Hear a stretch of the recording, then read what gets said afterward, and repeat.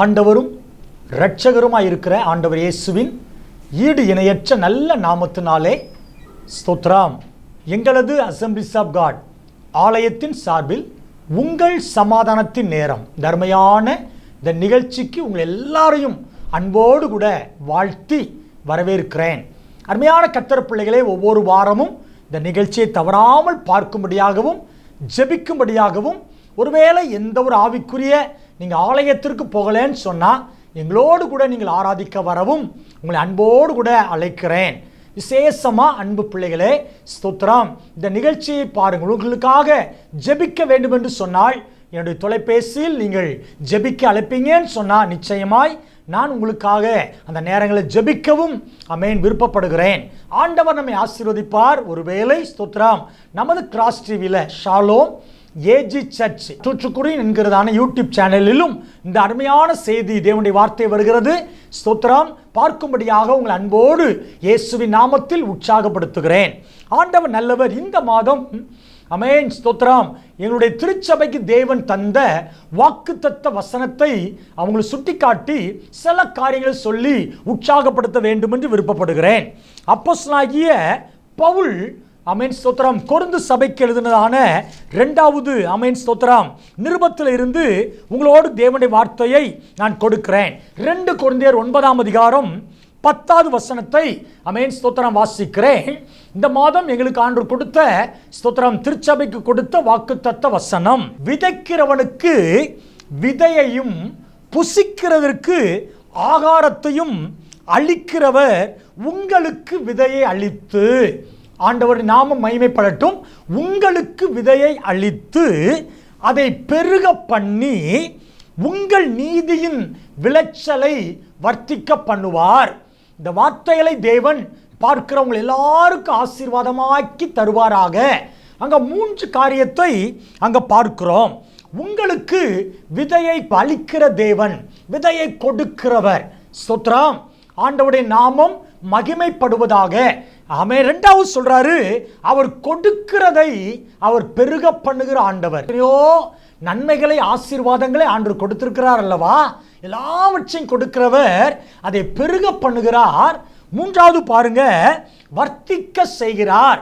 எப்போதும் நம்முடைய ஆண்டவருடைய இருதயம் நாம் பெருகி இருக்கணும், வர்த்திக்கப்படணும்னு சொல்லிதான் ஆண்டவர் விருப்பப்படுகிறார். பாருங்க, முதல் மனிதன் ஆதாம் ஏவாளை ஆண்டு சிருஷ்டித்தார். நமக்கு எல்லாருக்கும் அமேன் தெரியும். அங்க பாருங்களேன் ஸ்தோத்திரம், ஆண்டவருடைய நாமம் மகிமைப்படட்டும். ஆதியாகமம் 1ஆம் அதிகாரம் 27-28 வசனத்தில் சொல்லப்பட்டிருக்கிறது, தேவன் தம்முடைய சாயலாக மனுஷனை சிருஷ்டித்தார். 28 சொல்லுது பாருங்க, பின்பு தேவன் அவர்களை நோக்கி நீங்கள் பல்லுகி பெருகி, ஆண்டு அழகா சொல்ற, நீங்க பல்லுகி பெருங்கள், ஆசீர்வாதமா இருங்க. ஆபிரகாமை பார்த்து சொன்னாரு, ஆமென், நீ ஆசீர்வாதமா இருப்பாய், நீ பல்லுகி பெருகுவாய். பரிசுத்தவான் எல்லாரையும் பார்த்தீங்கன்னா எல்லாரும் விருத்தி அடைந்தார்கள், எல்லாவற்றிலும் பெருகினார்கள்.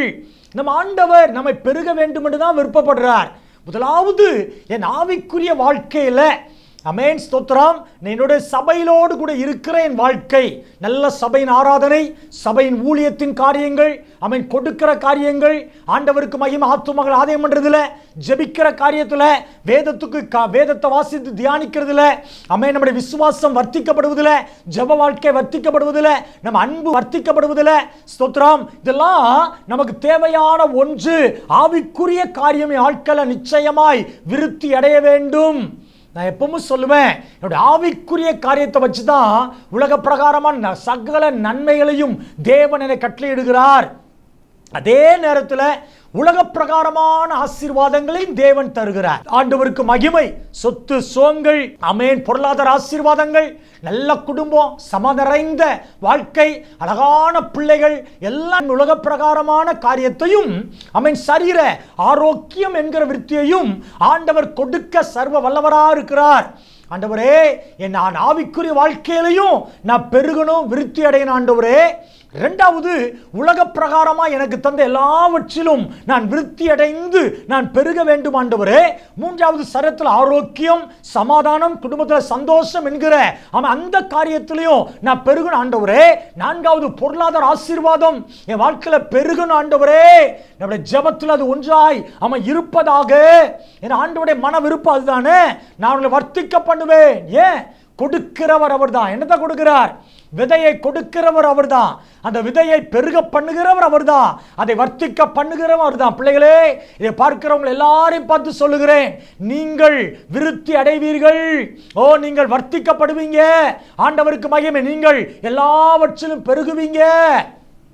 ஆண்டவர் தம்முடைய பெருக பண்ணின சில வசனங்களை சுட்டி காட்டுகிறேனே. ஆண்டவருக்கு மகிமை. முதல் வசனமே சுட்டி காட்டினேன்.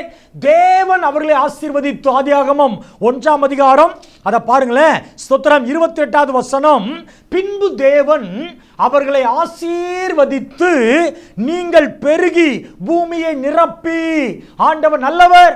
தேவனுடைய ஆசீர்வாதம் எந்த குடும்பத்தின் மேல இருக்குதோ, எந்த குடும்பம் தேவனுடைய ஆசீர்வாதத்துக்கு தகுதியான பாத்திரமாய் இருக்கிறார்களோ அவர்களை கர்த்தர் நிச்சயமாய் பள்ளிக்கு பெருக செய்கிற ஆண்டவராய் இருக்கிறார்.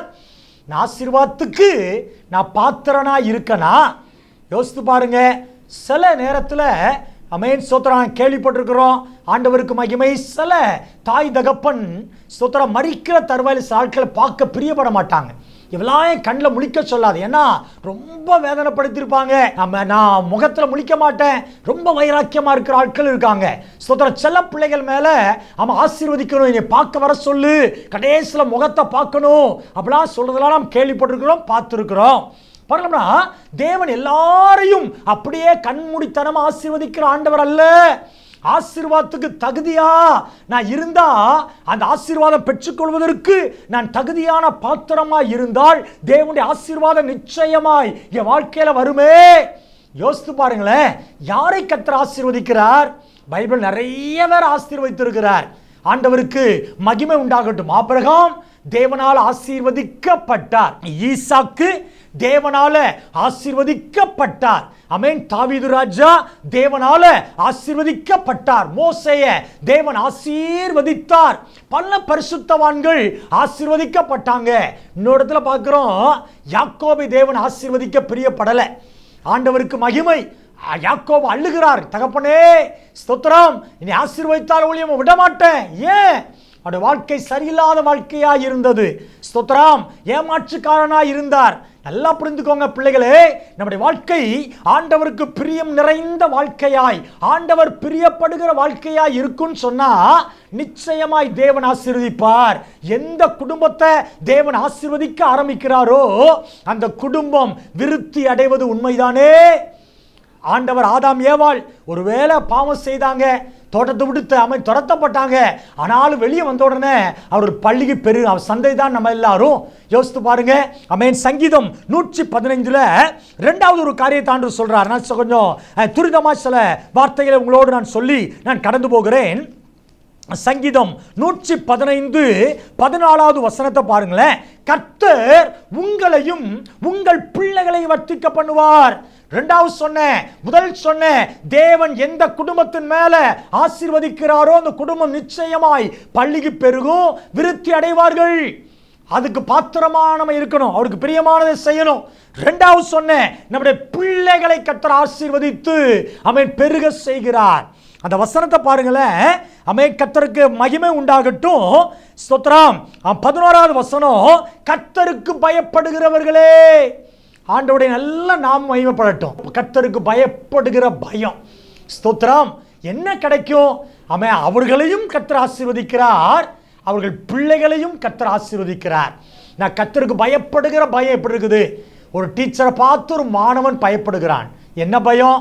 ஸ்தோத்திரம். படிக்கலை. ஸ்தோத்திரம். ஆமென். படிப்புக்காக பயப்படுகிற ஒரு காரியம். ஒரு கணவன் மனைவிக்கு பயப்படுறாங்க, சில மனைவி கணவனுக்கு, கணவன் மனைவிக்கு பயப்படுறாங்க. அது ஒரு வித்தியாசமான பயம்.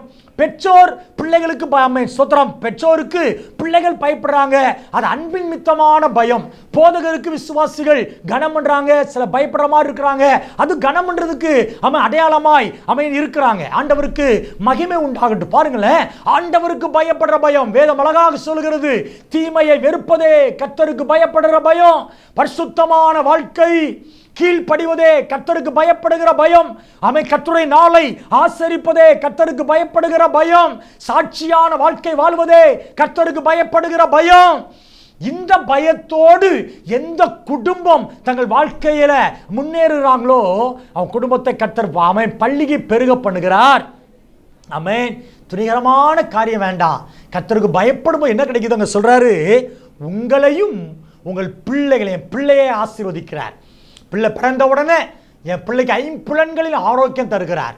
என் பிள்ளை வளர வளர ஸ்தோத்திரம் என் சரியான வேலையில தவள வைக்கிறார். ஸ்தோத்திரம் பேச வைக்கிறார், நடக்க வைக்கிறார், பாட வைக்கிறார், குதிக்க வைக்கிறார், ஸ்கூலுக்கு போக வைக்கிறார், காலேஜ் இடம் கிடைக்க வைக்கிறார், நல்ல ஆரோக்கியத்தை கொடுக்கிறார், படித்து முடித்து வேலையை கொடுக்கிறார், திருமணத்தை கொடுக்கிறார், பிள்ளை பாக்கியத்தை கொடுக்கிறார்.